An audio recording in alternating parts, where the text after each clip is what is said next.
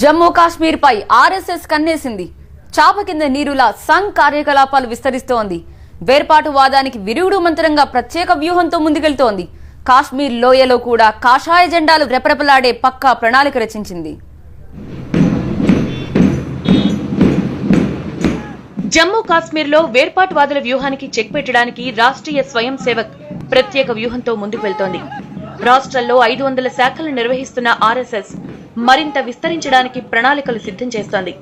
ప్రస్తుతం జమ్మూలో 450, లడఖ్ ప్రాంతంలో 50 శాఖలను ఆర్ఎస్ఎస్ నిర్వహిస్తోంది.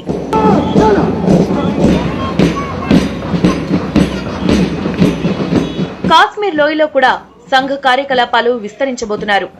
ఇందులో ఆర్ఎస్ఎస్ అనుబంధ సంస్థ ముస్లిం రాష్ట్రీయ మంచ్ క్రియాశీలక పాత్ర పోషిస్తోంది. 2002లో ముస్లిం రాష్ట్రీయ మంచ్ను ఏర్పాటు చేశారు. బీజేపీ నేతలతో కూడా ఎప్పటికప్పుడు టచ్ లో ఉంటున్న ఎంఆర్ఎం నేతలు వేర్పాటువాదులను ఎదుర్కోవడానికి వ్యూహాలను సిద్ధం చేస్తున్నారు. కాశ్మీర్లో తమపై చాలా అపోహలున్నాయని, వాటిని తొలగించే ప్రయత్నం చేస్తున్నామని ఆర్ఎస్ఎస్ నేతలు అంటున్నారు. నిస్వార్థంగా పనిచేయడం, ప్రేమ సోదర భావాన్ని పెంచడమే తమ లక్ష్యమని, వేరే ఎజెండా లేదని స్పష్టం చేస్తున్నారు.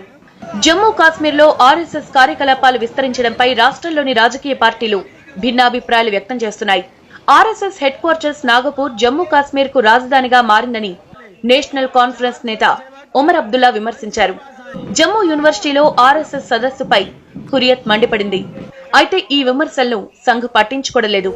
జమ్మూ కాశ్మీర్లో భారతీయ సంస్కృతిని కాపాడుకోవడం కోసమే తాము అధిక ప్రాధాన్యత ఇస్తున్నట్లు స్పష్టం చేశారు.